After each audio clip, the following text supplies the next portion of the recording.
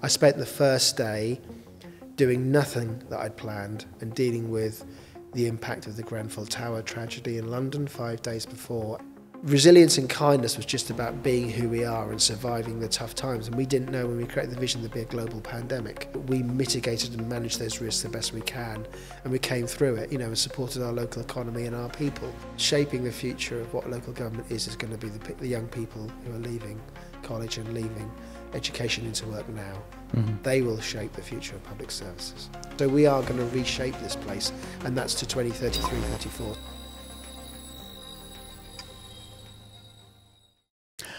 Hi everyone, it's Carl Veltman here, and welcome to our third episode of Season 2 of the Expert Lounge. Our podcast is all about exploring the journeys of exceptional individuals who have made a real impact in their fields. Through their stories, we aim to inspire and empower anyone listening, whether you're a student exploring your options or someone looking to take the next step in your career. At Calderdale College, we're passionate about supporting key sectors that drive positive change in our communities, and today we're focusing on the world of local government. Our podcast guest is someone who has dedicated his career to public service and community development. With years of experience in leadership and a commitment to making a difference, he's played a key role in shaping the future of Calderdale. I'm delighted to welcome Robin Tuddenham, Chief Executive of Calderdale Council. Carl, thank you for your kind words. Good to be here. No problem. It's great to have you here. And I can't wait to find out a little bit more about you and your journey and how you ended up where you are today. So I think we'll kick off by sort of talking about that career journey. And I know that you haven't always been in local government, so no. Most of my career I have, but I'd say that probably like most people, you don't kind of think when you're 14, 15, what do you want to do in your life? I want to work in local government. It's a strange thing because it's a kind of term for so many different professions, and it touches so many people's lives. In fact, all our lives. And I don't think we're always great at telling the story of local government, so it's great to have this opportunity. I grew up in Norfolk. I came from a family where it's lovely to be in this conversation with you from the college, because I came from a family where I was the first person to stay in education beyond 16 in my whole family. No one ever had before. And from a good upbringing of a good, loving family, people just kind of got on and went straight to work. It was one inspirational teacher that kind of enthused me to think about staying in education. And actually, so doing A-levels was a new step for my family journey. And then that same teacher got me into thinking about going to university. And again, I went from, I was a local school where very, very few, I think there were about 6 of us from our 6th form that went to university. That was a while ago. Wow, yeah. That was a different world. And it just wasn't the thing that you did. So, I mean, pretty inspirational teacher. An inspirational teacher. And you can always remember those names of those teachers that you kind of, that influence your life. So I went to university. I did literature at university. I went to Essex, and I was in a relationship, and I became a dad very young, at 20, and that wasn't the plan, but it happened, and it was really from that point in your life. And I think when you look back at your life, you think there are points where you make choices and you don't really realise why you're making that choice at the time. But I was involved in, I had a strong sense of interest in politics, public service, people, mental health, and I actually got involved in mental health and working for a voluntary sector organisation. So I began in the voluntary sector in East London, working with families where we were trying to keep families together, where potentially children were going to be removed, and it was potentially families and with a lot of trauma in their lives, in a therapeutic community organisation called Richmond Fellowship. I went, and it was a brilliant learning experience where I had a lot of training and support. And I guess once you kind of understand what education can do for you, I think you get hungry for more of it. Mm-hmm. And I hope that one thing that I've done through all my life is carry that sense of the importance of learning and lifelong learning. So actually, whatever you become or whatever you choose to do as a young person in your life, keep learning. You know, and it's interesting. It's Experts Lounge. You're expert by experience, mm-hmm. and you're expert by learning from brilliant people around you, and no one's an expert to the extent where they can't keep learning. So I think that's really important. But and from that work, I actually then got involved in working with people involved in the criminal justice system and with mental health issues. I got a job nearer to home where we were living in Colchester at that time. And I worked in other voluntary sector organisations. And again, a person said to me, why don't you train to be a social worker or a probation officer? And that was because I was working with mental health and people involved in the criminal justice system. And you'll only go so far. And I thought, oh, more education, and, you know, can I afford it? And, you know, do you do it? And I was fortunate enough to be Home Office sponsored at that point. I went back to Norwich and did a master's degree. So I kept sort of going into new territory, and I'm glad that since family have stayed in education after me, but I was very much the first. And began to understand that really I was trying to work myself out a bit. And yeah, when you're in your early 20s, you don't really kind of know necessarily who you are or what you want to be or what's important in your life. And I think most people that get involved in that social work world or probation or public service sometimes trying to work themselves out a bit as well. Mm-hmm. And again, that was something you only really realised later. But I went from being a Home Office sponsor to working in probation, and you were working with people often with damaged lives, criminal justice system, a lot of pressure, sometimes people that are quite unpredictable, dangerous, high risk, but also ultimately had a need for someone to listen to them and give a damn about them. Mm-hmm. That's kind of, I went into the probation service, and I only got into local government because I guess I kind of like the ability to make things happen and be able to do something in a place.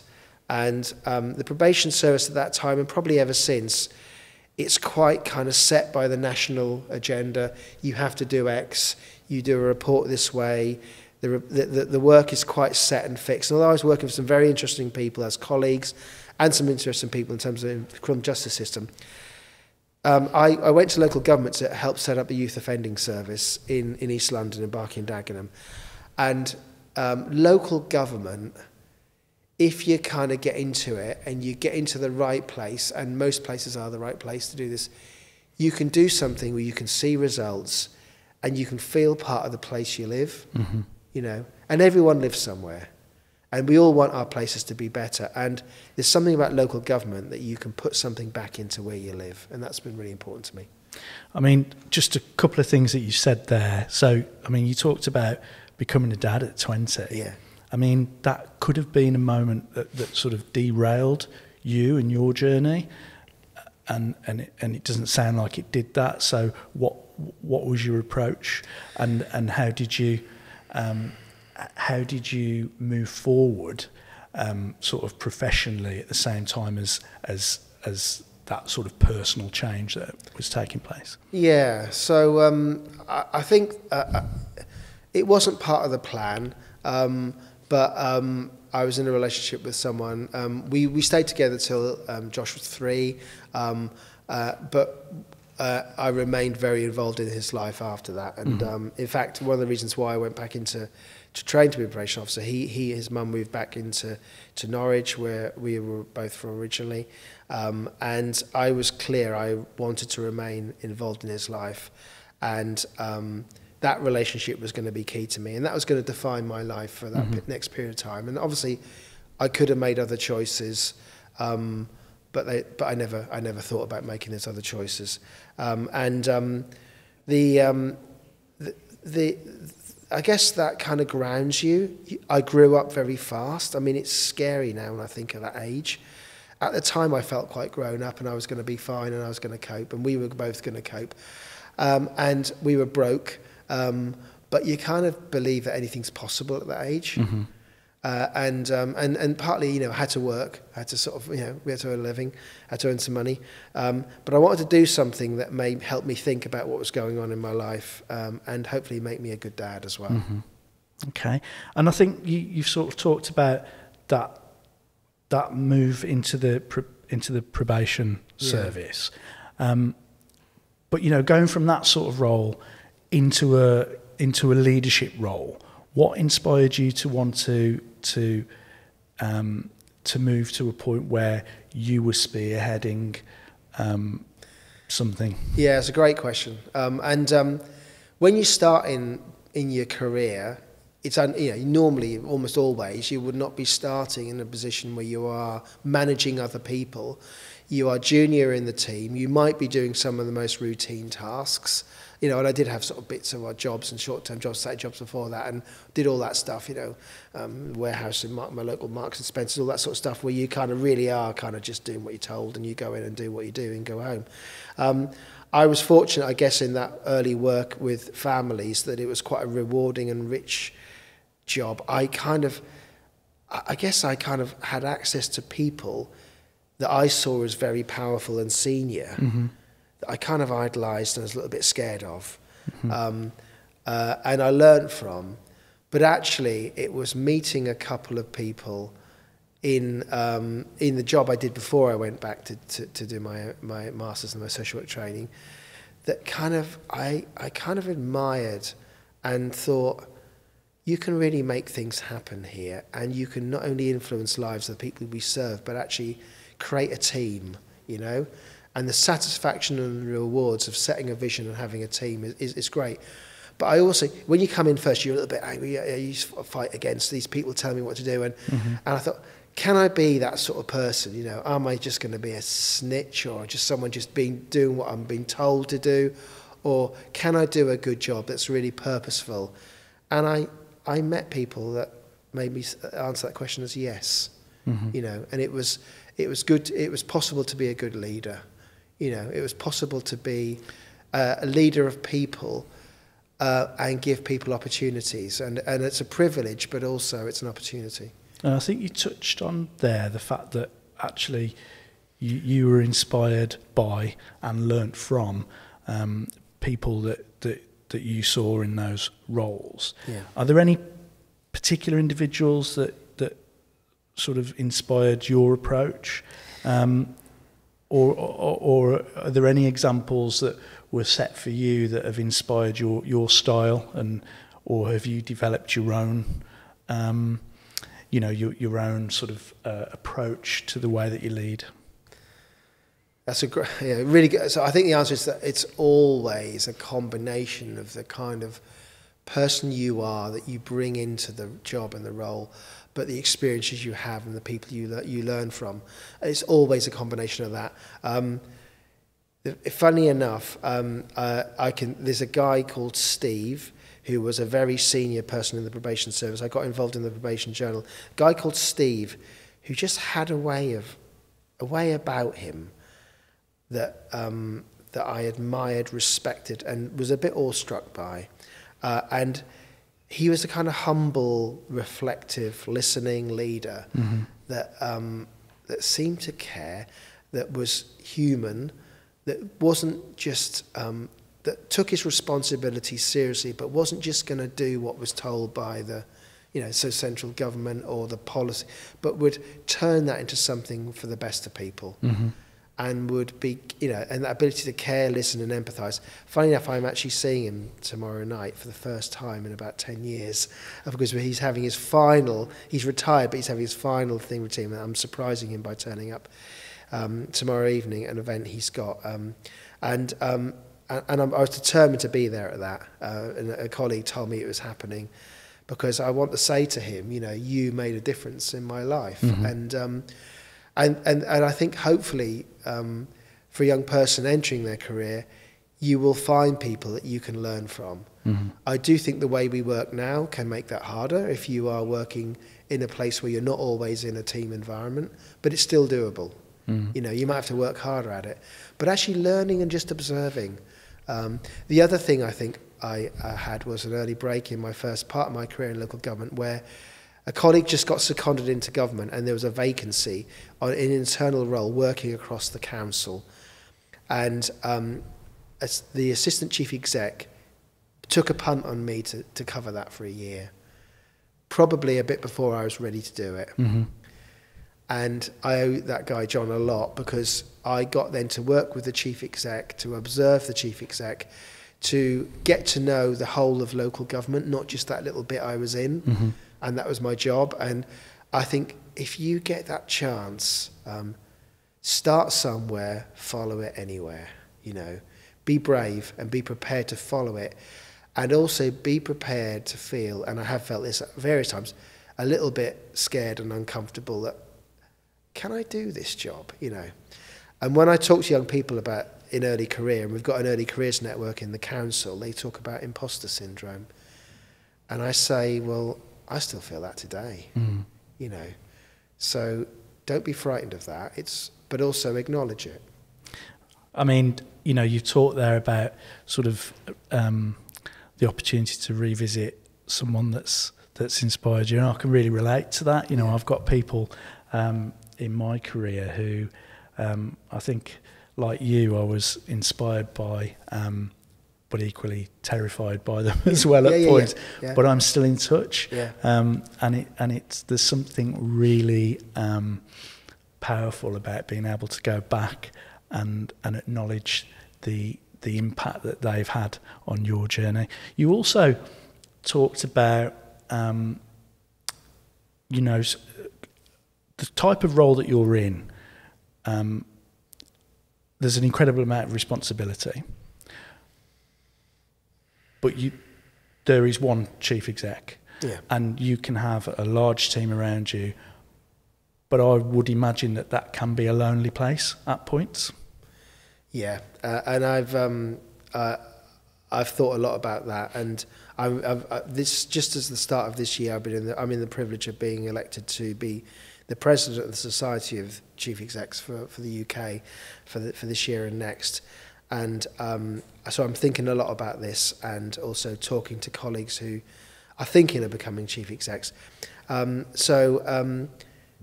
You are accountable always. 24/7. Obviously, there's a point for me entering local government to actually the point where, when I was a director in Calderdale in 2017, when I was appointed to be chief exec, and I started in June 17. You have all, and I came from within Calderdale, and obviously some people come new to an organisation, so I knew a bit about the place, and so I thought that would be really helpful. And obviously I'd worked there a while, I knew people, I knew who my management team would be, I knew who my politicians would be.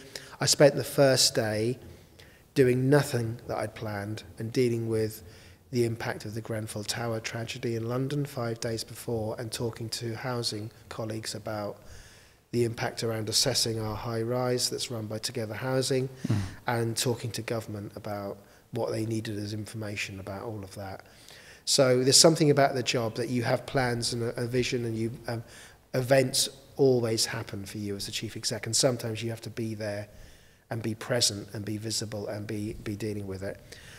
It's the most, I would say it's the most lonely job and the least lonely job, and both contradictory things are true. So the buck stops with you. You have a leader who politically has accountability, but in law and also in other ways, in terms of safeguarding children and adults, you live and breathe, and it's accountable.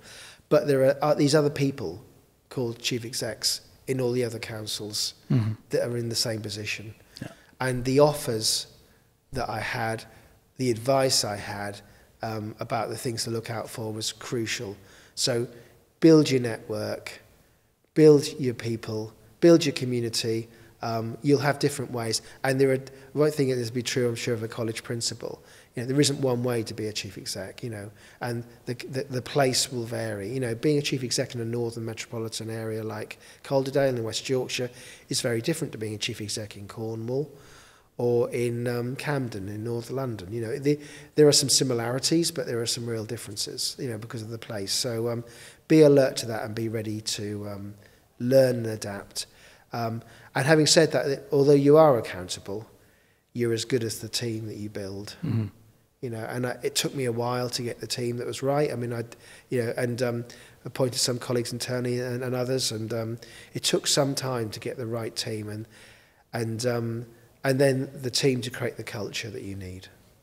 I think, you know, part of what's interesting about people's journeys, you know, there's all that sort of inspirational piece, and those that have sort of set a path for you, or shown you perhaps how you might go about doing the role that you do.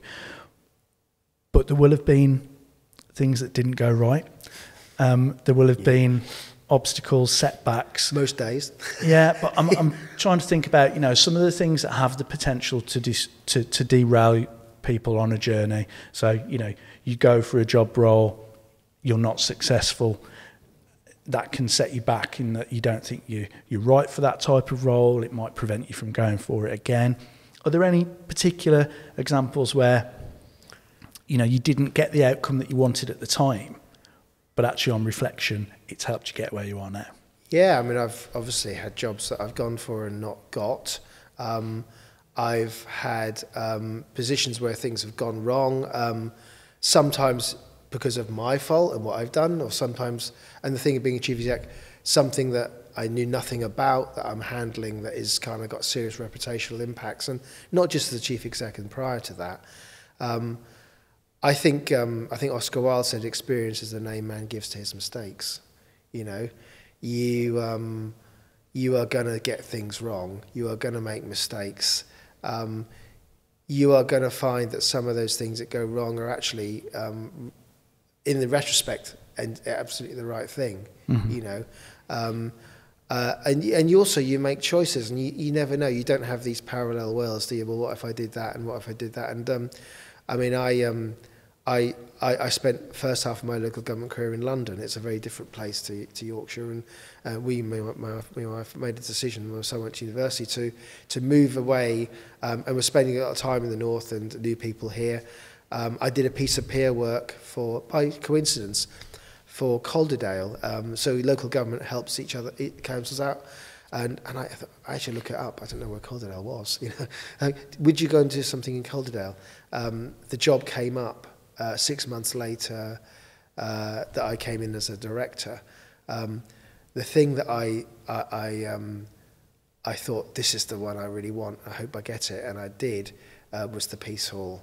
So the part of the job was, and even though I'd only been here briefly, I'd been to the Peace Hall and I'd heard about that, and so there are mistakes, things that are wrong. There are things that go really right, you know, and making the most of the things that go right is really important. And the Peace Hall was the thing I came to do as a director.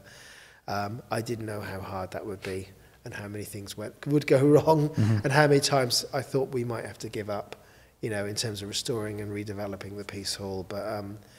It is an experience that gives me a sense that things will go wrong, but stick with it. You know. Yeah, I mean, what a fantastic success the Peace Hall is and continues. It is, and it remains challenging. And I know, you know, Nicky, you'll speak and you'll know Nicky. He's really sort of shown resilience and tenacity. Really, I think since the Peace Hall opened in Yorkshire Day in 2017, not long after I became chief exec, so it was a brilliant timing for me to see that happen. But most tough stuff is hard, and it's worth doing. Just you've touched on the fact that you came to Calderdale and you thought, this is the one that I want, this is where I want to be. Can you, in a few words, tell me what it is about Calderdale, what is it about this place? Yeah, well, we had 5 words in our vision for 2024, and we're just launching our new 10-year vision. But I think the few words are, it's got a sense of kindness, people and place People feel connected here. People who, I've just been to someone from Homes England talking about housing for Yorkshire and Humber, and she started with a slide with an image of the house she grew up in Hebden Bridge, and said, this is where I began. Mm-hmm. And I think it's difficult because you want to say that there are places that don't have this, but it's true. Not every place has a sense of people and connection to the place. And I love that. I love a sense that we face multiple crises and we kind of get through the banking crash in 2008-09 in the Lloyds Banking Group and Halifax Bank. Mm-hmm. 3 flood events in the last decade. Massive challenge. The pandemic, and the cost of living crisis. So I think it's the tenacity and the determination of the people, and its history, its heritage, and sense of place that I think is amazing. And you've touched on Vision 2024 and the new vision that's been released.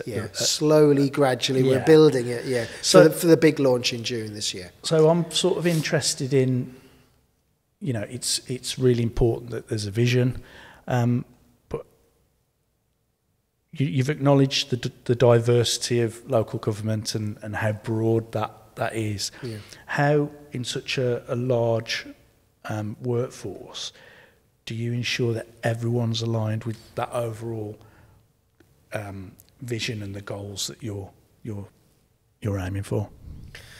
I mean, it's funny because it almost speaks to my last answer, which although it's kind of now about 2,900 people who work, 2,000 full-time, 500 full-time equivalents. It's a lot of people in a lot of places and doing around 600 different services. We kind of have a sense of we know each other, and it's true of our partners as well. We have that scale where we do get to know each other. I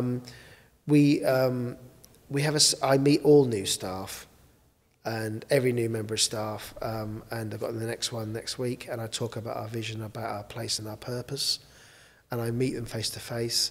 I aim to be out there and talk to teams all the time, in difficult challenges like finance and budget, which I could talk lengthy about, but I won't. But we had 450 people join us for a conversation last week about the current budget and the consultation. Mm-hmm. So I think it is about connecting to people, but it's also recognising that you have to keep a vision simple, clear, and repeat it till you're sick to death of it.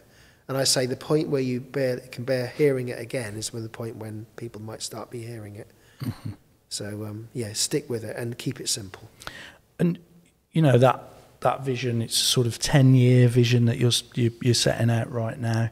That's long term. It could seem a way off. How do you balance those sort of short term goals with that long term strategy? How do you plan for that? What's your approach? Yeah, so I mean, in our last vision, we launched it in 2018, and it was for 6 years, and it's partly because we think there was a level of such uncertainty on every level that was the right timescale. But we did think about things around education and work and the Peace Hall and our resilience and our kindness and our working communities. So we set some goals to achieve. The 10-year vision does feel the right timescale, partly because I said this morning, we're talking about housing. It feels so short-term in the world at the moment. Everyone's thinking about the immediate, partly because it's a challenging time. There's a lot of uncertainty, a lot of political uncertainty in the world, and everyone's focused on that. Let's stand up there and lift our heads up and look up, like those that came before us in the Victorian era did. They thought long-term. When they built the town hall, it took them 20 years to do it, They had to bring the architect from the House of Commons to come and design it because they couldn't agree on it.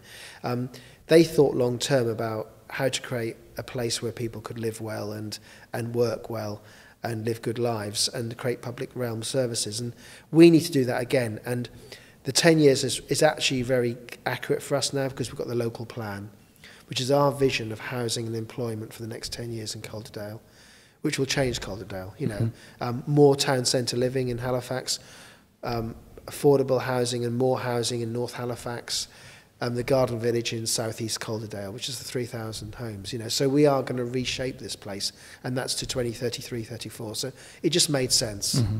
Let's think long term about that, and let's create the communities that we need to get there, and recognise there'll be some milestones along the way. And sort of setting out those shorter term action plans, so whether it be around housing, whether it be around education, health, that are going to sort of help you reach that ultimate. Yeah, and I think we've got we've obviously got we haven't got a year of elections this year. We've got one next year. We've got housing development plans coming in.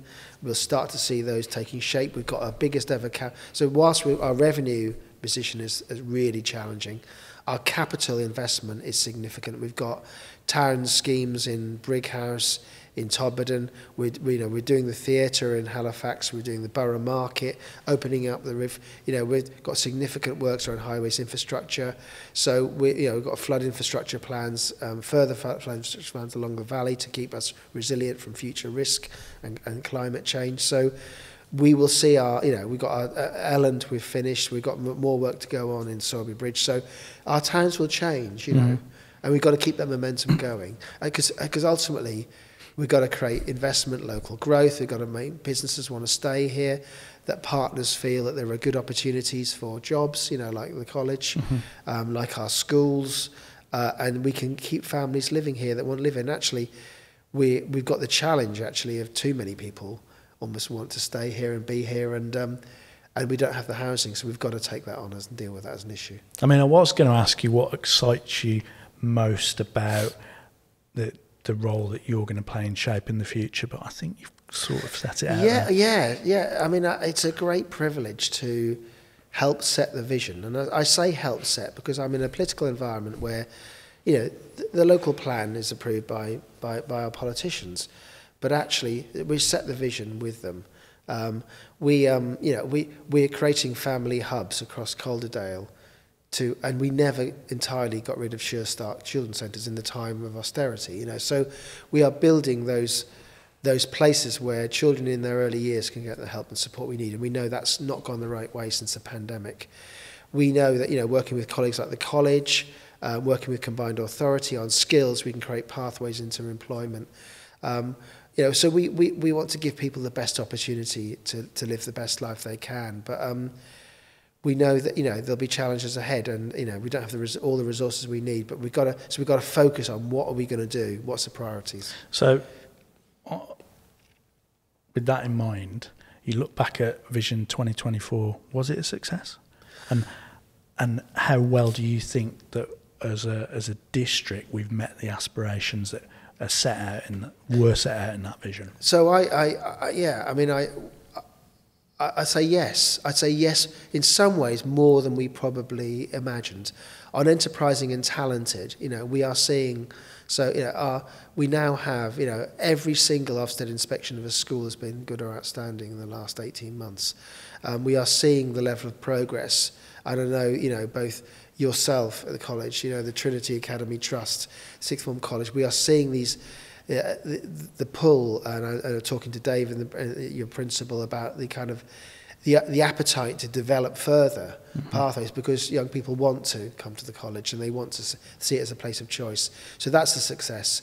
Resilience and kindness was just about being who we are and surviving the tough times, and we didn't know when we created the vision there'd be a global pandemic.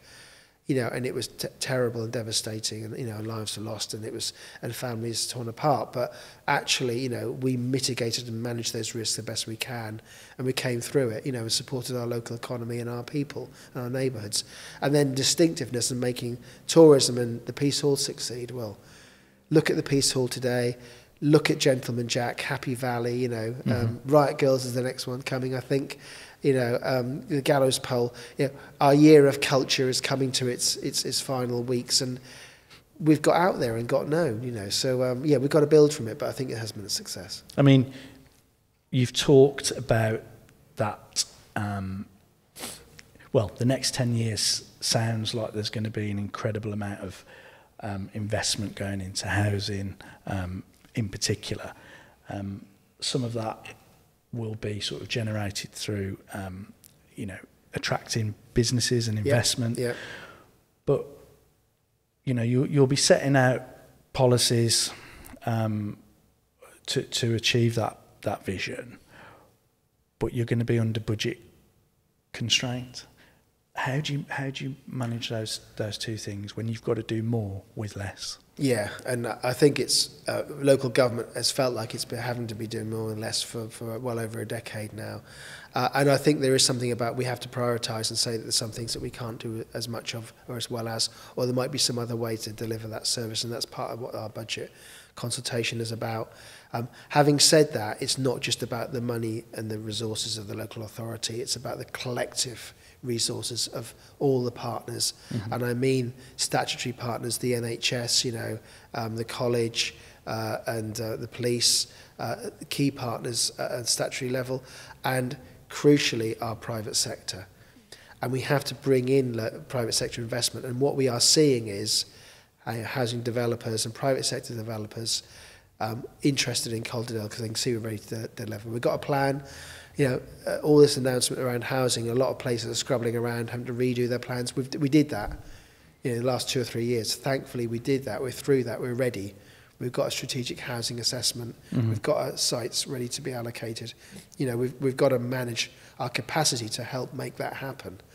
And then the other thing is just building on the assets that we've got. So Dean Clough we're in. It's a story of repurposing our heritage asset for the 21st century, isn't it? And we've got to do more of that. So it's about consolidating and redefining our places. It's not just about starting from scratch. You've talked about consultation, people being involved in that decision making. I'm thinking about the young people that we work with. How are you ensuring that they've got a voice, that their perspectives are being taken on board in that decision making? Yeah. And what role can they play in informing innovation and modernisation of local government? So come forward, share your views, talk to us about a career in local government. There are entry career points in local government. Even in tough times, we are recruiting to new roles. We have a youth council that is a really strong voice on the council. We have young people who are engaged in certain work that we're doing. So we have children, corporate parenting, and children that have been looked after by the local authority. And that's one of the big, when I talk about the responsibilities, one of the big things that I carry with me, but with brilliant people, is our corporate parenting role for around about 380 children and young people that are in our care. And you feel that every day. And we want to work with our children and young people to be making sure we do the best we can for them into their adult life and when they leave care up to 25 and beyond. We also have young people stepping forward at Yorkshire and Humber level. So we've got some young people from Calderdale have helped to create a Yorkshire and Humber Climate Commission with statutory partners about, when we talk to a lot of young people, they're actually quite worried about the future of the world. There are issues around mental health, there are issues around I guess the cost of living and how that hits family, and issues about climate, the kind of world that we're living in, and that's a real important thing that young people can help shape with us. So we've got loads of young people, but you do step forward. The other thing is we've been recruiting some graduates from university and colleges. We've had internships, look out for those. We've got 5 at the moment who are through a national programme. It's really oversubscribed. When young people find out local government isn't just collecting the bins, which is important, and is in services in all our lives, housing, planning, community safety, environmental health, homelessness, leisure services, culture, libraries, parks, public spaces, policy, environment, economy. This is all these things that you can be involved in shaping. People are amazed, and we are seeing young people who want to come into local government, and I want people who come in local government, stay in local government, and become leaders in local government, because that's what we need in the future. So, it sounds like there's a vast range of opportunities for people to step up, be part of groups that can inform that change. Talk to us, yeah. Volunteering, internships you talked about. What are the most important qualities for young people to demonstrate when they are taking those opportunities in order to succeed? Yeah, so I think it is curiosity, an openness to learn, and as you get into that world, courage to say what you think. And I know this is sort of, we're in a hub here which is digital, which is about shaping the future, gaming. We can be an organisation, and I think public sector is true of the public sector, that can be set in ways of doing things. And one of the things that we're looking at next week is our digital plan, how we use artificial intelligence, how we shape public services for the next generation. And we know that will be a different thing to the previous generation. So I think be curious, be inquisitive, and share tell us what you think. Give us feedback, because we need to hear and understand what young people think about the services that influence their lives, where they live, access to a good job, feeling safe walking on the streets and through the parks at night. These are issues that affect young people. Transport, and we work with the Combined Authority on the bus reform agenda, developing a new train station in Elland, getting about. These are things that affect young people's lives. So I guess it's that, speak out, be brave. Be brave. Because that can be quite scary, can't it? When you're a young person, sort of, whether what you've got to say is important enough, or whether people want to hear it, but actually people do. And be prepared that people will say, well, actually that's because we do it like that because that's the best way of doing it, or someone said that before and it didn't work. And what you find as you develop your career is you'll hear that stuff, but shaping the future of what local government is going to be the young people who are leaving college and leaving education into work now. They will shape the future of public services. Now, for us as a college and for our students, work experience, industry placements, supported internships, those are the opportunities for our learners to apply the skills, the knowledge, the behaviours that we're trying to build in them through their programmes. What advice would you give to a young person who's on a placement, in whether it's in local government or in another role? What do they need to do to stand out? What should they focus on when they're in that relatively short work experience placement? Yeah, and it's really short and intense. And I think be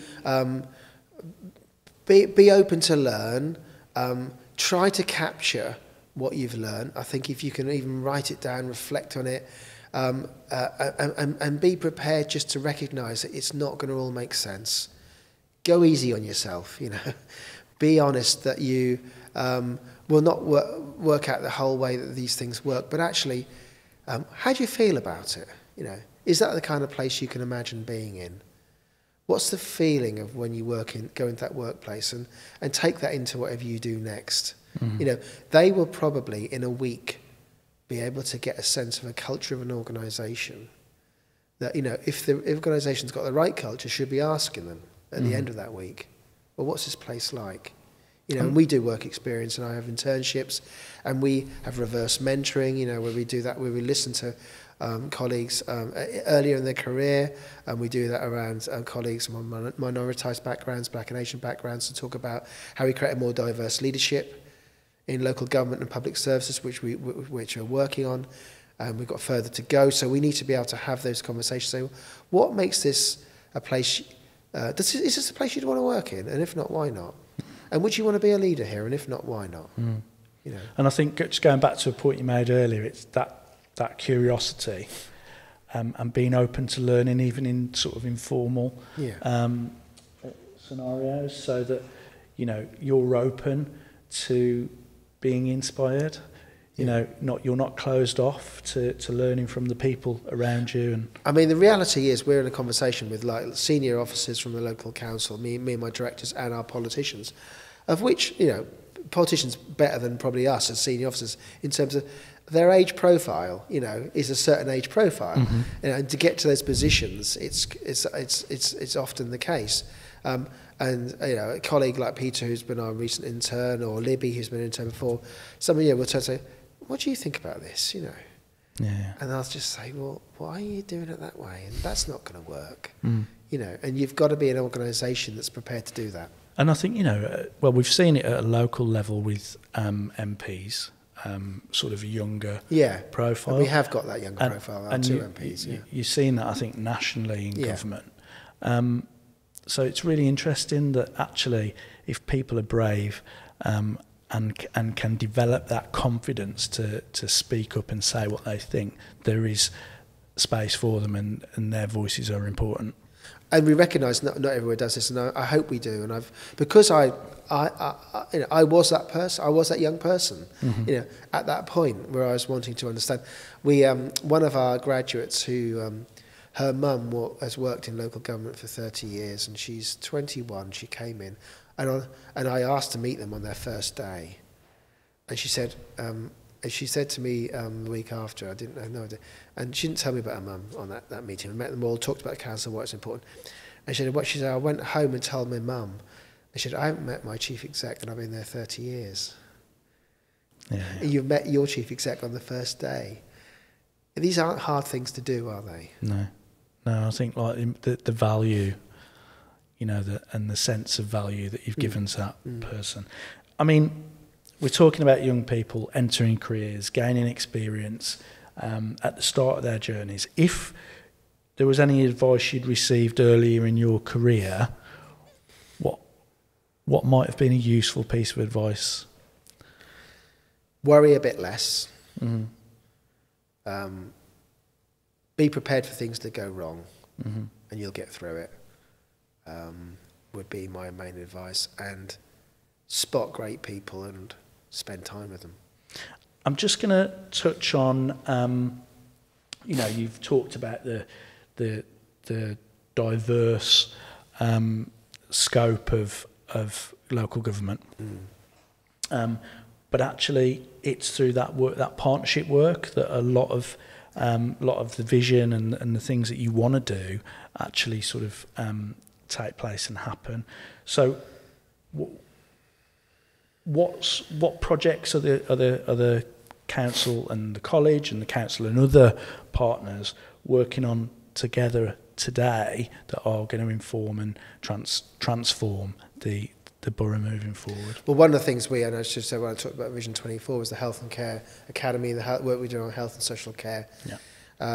We do know, in terms of the next generation, the next 20 years, that the role of health and care and the health and care economy is going to be fundamental. That we do have people living longer, more lives with complex conditions. We know that the ability to intervene early and offer good preventative health and care is going to be ever more important. That technology will have a part, but it's always going to need people. So that collaboration between us, the NHS, the council, the NHS and the college is really, really important.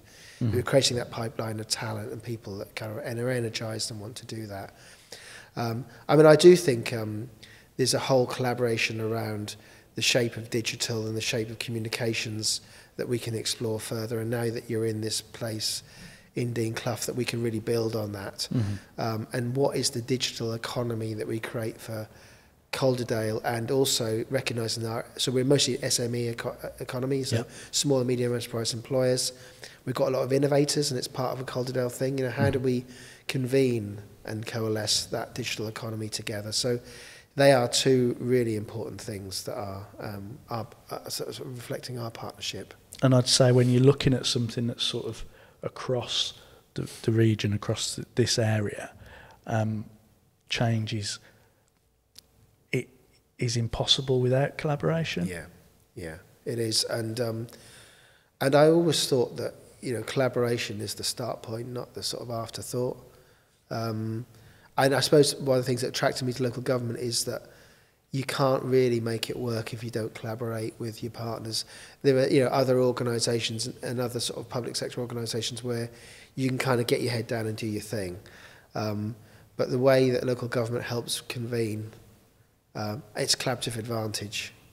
And the good thing about it's partly a Yorkshire thing, it's certainly a Calderdale thing, is, you know, we go in a room and not always say things from singing and dancing, we say what we think. You know, we have the argument, and we have a place leaders forum where we chaired by the leader, where we check in on what we're doing, and also to support each other, because it can be a tough gig at times. I mean, I think you've given us a really great insight into your journey and your experiences. If you had to pick out 3 milestones, those sort of markers, if you like, you think back on the timeline of your journey, and there's 3 checkpoints that I think in threes too, so it's a good question. I suppose it depends if you mean my personal journey in my career, or the things where I think, I mean, in one case it overlaps, but where you think that you've done, something's happened that you've made a difference to it. I suppose my career milestone is something about entering local government was a big milestone for me, and understanding the role that I could influence for place. So that's a personal milestone. Mm-hmm. The 2 big things I would, so I think there's something about finding your thing, and then getting into it and living and breathing it is first thing, And one of the things I did is deal with some really difficult counter-terrorism operation in East London, which was basically the bomber plot, the airline bomber plot, and the impact on the communities in East London, and how we prevented what really could have been serious disturbances and conflict. That was a first really big moment where literally the BBC was waiting to do the 6 o'clock news live from a community centre, and they pulled it because the community came together as one on a very difficult day. So I remember that 24 hours, and the 6 started at 6:30 when the borough commander rang me and said, put your TV on. So that was a big moment. The second big thing, I suppose, is the Peace Hall and the opening day of the Peace Hall, because it was some sleepless nights. Would we get the funding? Would it work? The architecture designs, weren't there. Everything that could have gone wrong went wrong, and it was really tough. To that day when 27,000 people came to Halifax was massive.